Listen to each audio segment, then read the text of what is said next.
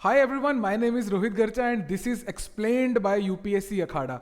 एक कोशिश है ये पर्टिकुलर सीरीज जिसके अंदर हम ट्राई करते हैं कि आपको वो पर्टिकुलर जो टॉपिक है, जैसे आज हम रेड सी क्राइसिस के बारे में बात करने वाले हैं, कि ये हम ना कॉमन सेंस के थ्रू समझ पाएं, कोई ज्यादा टेक्निकल नॉलेज इसके अंदर ना चाहिए हो।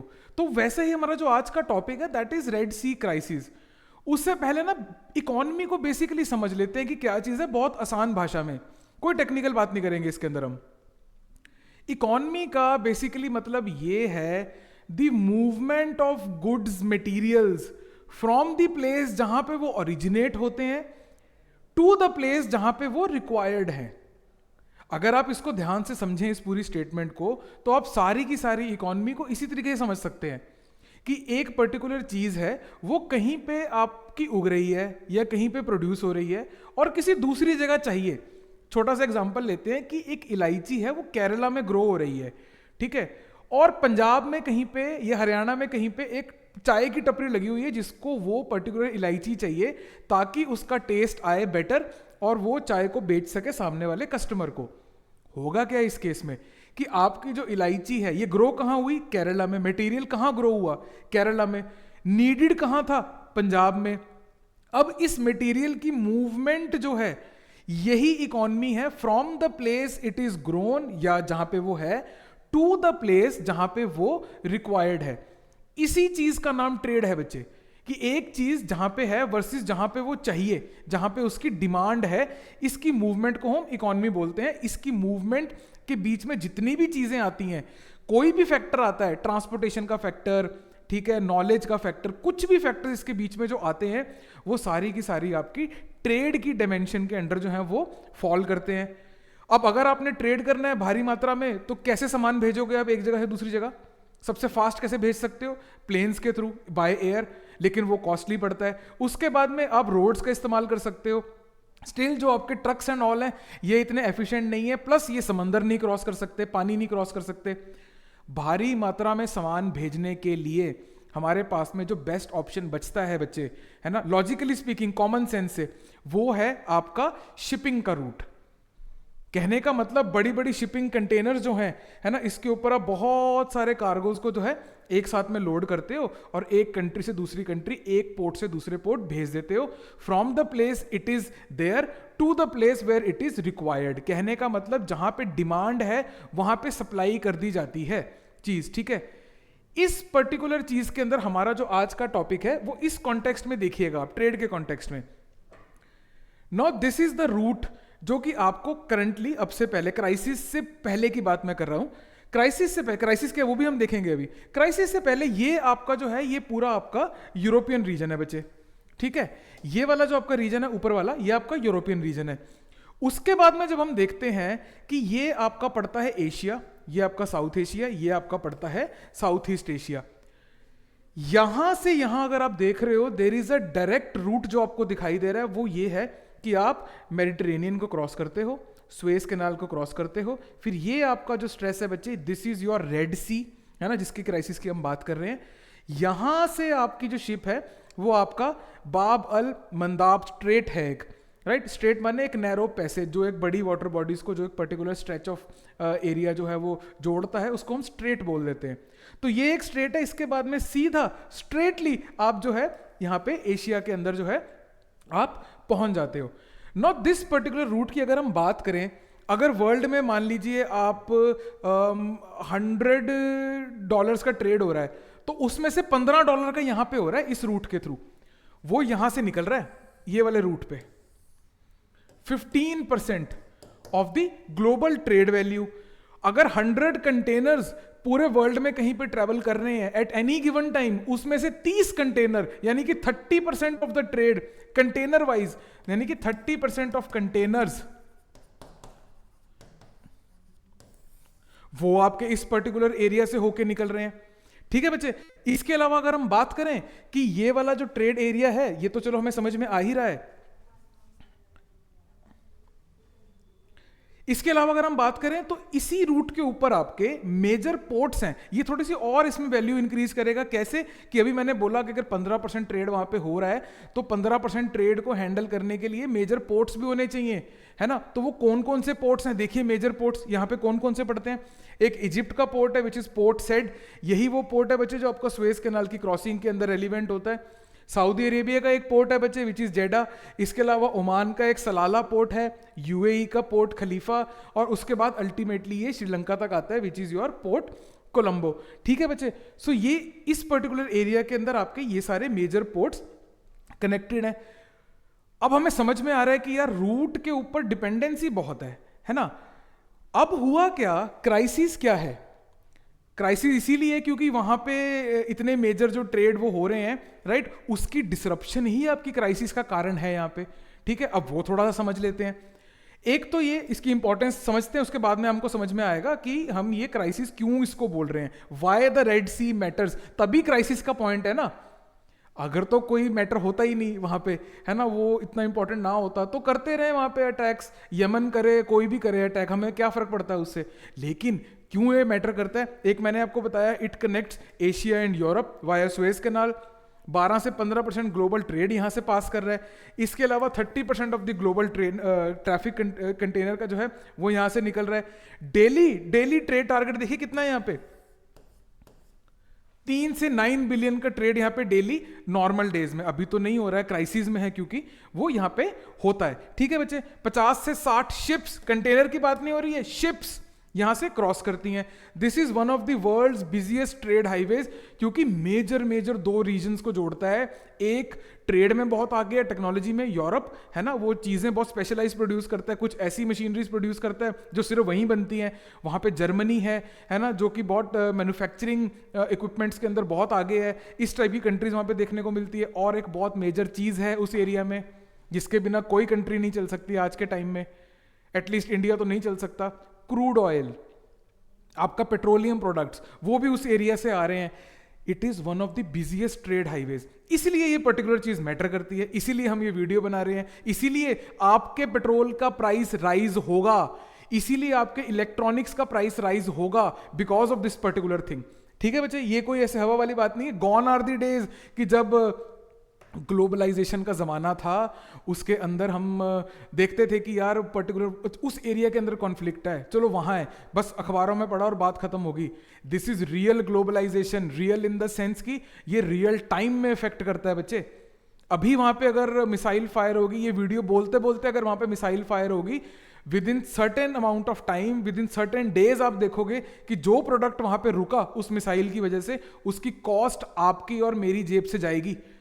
ये बर्डन्स कंपनी या कंट्रीज अपने पास नहीं रखती हैं, ये पास ऑन कर दिया जाता है टू द एंड यूजर, जो कंज्यूम करेगा उस पर्टिकुलर चीज को, जो भी उस कंटेनर में आ रहा होगा। ये इतनी रियल है ये पर्टिकुलर चीज। Now what triggered the crisis, क्या क्राइसिस है? Attacks on commercial ships by the हौदीज। ठीक है बच्चे, थोड़ा सा अगर मैप में इसको देखें तो ये वो नैरो स्ट्रिप बनती है जहां से शिप ने पास करना है। वहां पे आपकी ये कंट्री है यमन, ये रही वो कंट्री। ठीक है, यहां पे एक पर्टिकुलर ग्रुप है जिसको हम बोलते हैं हौदी। ठीक है ना। ये पर्टिकुलर ग्रुप जो है ये सॉलिडेरिटी दिखा रहा है गाजा के साथ में, इजराइल कॉन्फ्लिक्ट के बाद, ये उसके बाद के क्लेशंस आ रही है, उनके साथ में सॉलिडेरिटी दिखा रहा है और बोल रहा है कि, कहने को वैसे बोल रहा है कि हम सिर्फ इजराइल की शिप्स को रोक रहे हैं, पर ऐसा नहीं है। वो सारी कमर्शियल शिप्स के ऊपर जो है उनको रोका जा रहा है, राइट। हर रोज 2 या 3 या 4 न्यूज आती हैं इसके ऊपर। इसके काउंटर में इसके ऊपर एयर स्ट्राइक्स भी हुई हैं bye US and other forces Europe की। ठीक है, उन्होंने कंटेन करने की भी कोशिश करी है इसको, पर वो कंटेन नहीं हो रहा है। ठीक है, इस नैरो स्ट्रिप के लिए सारा झगड़ा, क्योंकि अल्टीमेटली इस नैरो स्ट्रिप के ऊपर, ठीक है, यहीं से आपकी शिप ने जो है पास होके जाना है। यहां पे वो अटैक करता है। क्यों अटैक करता है वो मैंने आपको बता दिया, इजराइल की वजह से। ठीक है, अगर कोई पूछे आपसे तो इतनी ही आसानी से समझाना है सबको आपने। ठीक है, आपको मैं इसीलिए समझा रहा हूं ताकि आप समझा सके किसी को। ठीक है जी, attacks on commercial ships by Houthis, तो ये इसने क्राइसिस ट्रिगर कर दिया। हुआ क्या, it was linked to the Gaza conflicts and tensions. Already tension के अंदर आप जब कोई चीज और एक्ट करते हैं, इसको बोलते हैं राइजिंग टेंशंस। जब कहीं पे कोई भी टेंशन अराइज होती है बच्चे, उसके अंदर हमारे पास में 3 ही ऑप्शन होते हैं। पहला ये होता है कि आप ऑब्जर्व करो और हम बोलते हैं कि यार यहाँ पे अभी डिस्टर्ब्ड एरिया है और आप कुछ नहीं करते। दूसरा ये है कि आप अफर्मेटिव एक्शन लेते हो और कोशिश करते हो कि सेटलमेंट हो जाए किसी तरीके से, ये जो कॉन्फ्लिक्ट है वो रुक जाए, ठीक है। इसके बाद में मतलब हो सकता है कि रुके या ना रुके। तीसरा ऑप्शन है कि आप एस्केलेट कर दो। तीनों ऑप्शन होते हैं कि आप और कंट्रीज लेके जाओगे, आप ऑल इन हो जाओगे कि अच्छा if you want war this is war, आ जाओ, है ना। तो ये तीन ऑप्शन होते हैं।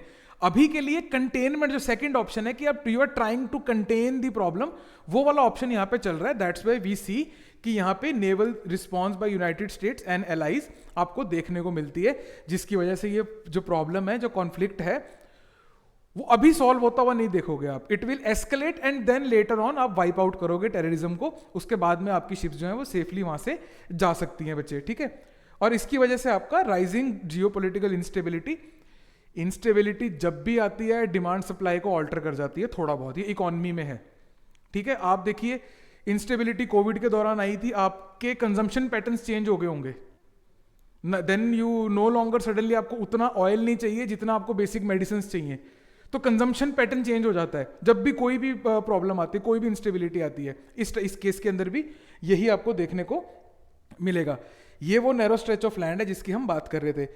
अब हुआ क्या इस पर्टिकुलर चीज के अंदर, अगर हम ध्यान से देखें, शिपिंग रूट जो है वो डिसरप्ट हो गए। ट्रेड तो नहीं रुकेगा, ट्रेड तो नहीं रुकेगा क्योंकि डिमांड सप्लाई है, अब तो हमारी ह्यूमंस की नीड के ऊपर डिपेंडेंट है ये सारी चीजें। अगर हम डिमांड करेंगे, अब ड्रग्स की डिमांड करो, ड्रग्स आ जाते हैं। क्यों ड्रग्स आपकी सोसाइटी में चलते जा रहे हैं? Because people are demanding drugs. तो जब तक आपकी ड्रग्स की डिमांड रहेगी तब तक कोई ना कोई सप्लायर आ जाएगा। तो अगर डिमांड है तो ट्रेड तो होगा ही। तो अब ये क्या कर रहे हैं, ट्रेड रूट, इसका ऑल्टरनेट क्या है ना। अब एक रास्ते पे अगर मान लो आतंकवादी खड़े हैं तो आप क्या करोगे? तो जाना छोड़ दोगे या फिर आप ऑल्टरनेट रास्ता देखोगे कि यार ये रास्ता ठीक नहीं है, रास्ता खराब है, दूसरा चलते हैं। दूसरे रास्ते में क्या प्रॉब्लम है? दूसरा रास्ता भी है, देखो इसका। अब मेरे को यूरोप को अगर इससे कनेक्ट करना है, एक है कि पूरा अफ्रीका से घूमोगे, देन आप केप ऑफ गुड होप, ये ज्योग्राफी के पॉइंट ऑफ व्यू से मैं बता रहा हूं, यहां से होके जाओगे, है ना, और आप दोबारा से इधर पहुंच सकते हो। इसमें बस छोटी सी प्रॉब्लम है, वो हम देखते हैं अभी। आ जाओ बच्चे, पहले देखते हैं कि शिपिंग राउट डिसरप्शन का क्या मतलब है। शिप्स रीराउट हुए केप ऑफ गुड होप से, मैंने आपको दिखा दिया कि ये केप ऑफ गुड होप जो है वो यहां से होके जा रहा है, ठीक है जी। अब अगर हम ध्यान से देखते हैं ये क्या कर रहा है, it is adding extra 10 to 15 days, ठीक है। एक चीज इसमें नहीं लिखी हुई, it also added 6000 kilometres approximately, ठीक है। अप्रोक्सीमेटली 6000 किलोमीटर ऐड हो गए एक शिप की जर्नी में। बहुत होता है 10 से 15 दिन, आधा महीना। यानी कि अगर आपने अमेजोन से कुछ ऑर्डर किया हुआ है वो आपको अभी नहीं मिलेगा, अब वो आपको मिलेगा लगभग 20 दिन बाद, शेड्यूल्ड डेट से। पहले ही उसने 10, 15, 20 दिन लेने थे, है ना। अब वो जो ऑर्डर आपका है वो और 20 दिन लेगा। अब आप सोचो बिजनेस डिस्ट्रप्शन कैसे हो सकती है इस केस में, है ना। अगेन मैंने वीडियो की स्टार्टिंग में बोला था कि हम इसे कॉमन सेंस से समझेंगे। आज का आपका टास्क है कि पूरा टॉपिक समझ के जाना है। अब क्योंकि ज्यादा देर शिप चल रही है तो that means higher fuel consumption, है ना। टाइम इज मनी लिटरली भी होता है, ठीक है। अगर ज्यादा देर शिप उसमें चल रही है तो फ्यूल कंजम्पशन ज्यादा है, ज्यादा ही आपको सैलरी देनी पड़ेगी क्योंकि ज्यादा देर तक एम्प्लॉय किया हुआ है, जो अंदर सेलर्स हैं, है ना। सब कुछ बढ़ गया, जैसी टाइम बढ़ा सब कुछ इंक्रीज हो गया, ठीक है। इंक्रीज इंश्योरेंस प्रीमियम्स क्योंकि अब ज्यादा देर तक इंश्योर करनी है शिप्स। इसके अलावा जो आपका सुएज कैनाल के ऊपर ट्रैफिक है वो ड्रॉप हो गया। ये उनकी इकोनॉमी की बात है, उनको जो पैसा आ रहा था वो अब कम आएगा, ठीक है बच्चे। तो ये हमें समझ में आ गया पूरा कि अब जो हमारा ऑल्टरनेटिव रूट है ये 6000 किलोमीटर प्लस 15 दिन प्लस 1% आपकी इंश्योरेंस कॉस्ट इसमें इंक्रीज होती है, ठीक है। ये सारी चीजें आपके फैक्टर इन हो जाती हैं। क्या लगता है कि इसका पैसा जो एक्स्ट्रा लग रहा है वो कौन देगा? मैं इसी लॉजिक तक आपको लेके आना चाह रहा था। हु डू यू थिंक कि वो बियर कौन करेगा वो एक्स्ट्रा पैसा? आप और मैं। No conflict in this world is local anymore. एक मिसाइल कहीं फायर होती है, आपके और मेरी जेब से एक्स्ट्रा पैसा जाता है सीधा इस तरीके से, ठीक है जी। आगे देखते हैं। नाउ शिपिंग रेट्स इंक्रीज हो गए, वॉर इंश्योरेंस इंक्रीज होगी, $100,000 of $1,000 एक्स्ट्रा पर वॉयज आ गया, cost pass to the customers. पूरा समझ में आ गया हमें अब कि हमारी जेब से एक्स्ट्रा पैसा कैसे आएगा। वो इस तरीके से आएगा। आगे देखते हैं, why does it matter for India. आप और मैं डायरेक्टली कैसे इससे डील कर रहे हैं, यहां देखिए, we trade heavily with Europe, we trade heavily in energy from the gulf imports. एक स्टैट देखिए आप, हम ना 85% ऑफ पेट्रोलियम नीड्स, समझिए इस चीज को, ये हम इंपोर्ट करते हैं, उसमें से 65%, 65% इसका, ये इस रीजन से आता है बच्चे। It's a huge number. 85% overall हम इंपोर्ट करते हैं, 15% हम खुद प्रोड्यूस करते हैं, उसमें से 65% इस रूट से आ रहा है। तो अब ये डायरेक्टली इंप्लीकेट हो जाएगा इंडिया इसके अंदर। सिर्फ और सिर्फ एनर्जी की बात कर रहा हूं, अभी तो मैं बाकी एक्सपोर्ट्स की बात, इंपोर्ट्स की बात ही नहीं कर रहा हूं। आपके इलेक्ट्रॉनिक्स, ऑटो कंपोनेंट्स, फर्टिलाइजर्स, ठीक है, फूड ऑयल्स, मशीनरीज, ये सारी वहीं से आ रही हैं, ठीक है। हम एक्सपोर्ट भी कर रहे हैं। इंडिया का जो टोटल एक्सपोर्ट है ना, उसमें से लगभग आपका 50% जो एक्सपोर्ट है, 50% आधा वो इस रूट से जाता है। 50% export of India, total import का, टोटल एक्सपोर्ट की बात कर रहा हूं मैं, टोटल एक्सपोर्ट में से 50% एक्सपोर्ट जो है वो इस रूट से जा रहा है। आधा एक्सपोर्ट अगर हमारा यहां से हो रहा है तो हमारा एक्सपोर्ट नहीं हो पाएगा, अब इकोनॉमी में पैसा नहीं आ रहा, ठीक है। अब इन्फ्लेशन पे सोचो क्या हाल होगा, पैसा आ नहीं रहा, चीजें आ नहीं रही, तो ऑब्वियसली महंगा ही होना है, इन्फ्लेशन होनी है, ठीक है। हम जो इंपोर्ट करते हैं ओवरऑल, मैं सिर्फ इसकी बात नहीं कर रहा हूं, 65% ऑफ एनर्जी इंपोर्ट्स की बात नहीं कर रहा हूं, ओवरऑल इंपोर्ट्स इंडिया 30% इंपोर्ट करता है यहां से, इस रीजन से। 30%, ऑलमोस्ट 1/3 वो इस एरिया से आ रहा है। तो इंडिया बहुत हैवीली डिपेंड करता है इससे, आप और मैं। इंडिया कौन है? इंडिया अपने आप में कोई जीती जागती चीज नहीं है, India is the collection of Indians, आप और मैं, है ना। तो हमारे लिए ही ये इंपॉर्टेंट है। पोटेंशियल इन्फ्लेशनरी प्रेशर, ठीक है, वो तो मैंने आपको एक्सप्लेन कर दिए कि किस तरीके से आएगा। कोई आपसे सवाल पूछे तो ध्यान से बोलिएगा। तो अल्टीमेटली हमें क्या समझ में आया कि एक कॉन्फ्लिक्ट है जो यहां से लगभग 4000 किलोमीटर दूर एक कॉन्फ्लिक्ट चल रहा है, उसकी जो कॉस्ट है वो आपको और मेरे को देनी पड़ेगी। Why? Because no conflict is local anymore. I hope आपको समझ में आया होगा कि रेड सी क्राइसिस क्या है, इंडिया के लिए ये क्यों इंपॉर्टेंट है, आपको ये क्यों समझना चाहिए। This is explained bye UPSC Akhara.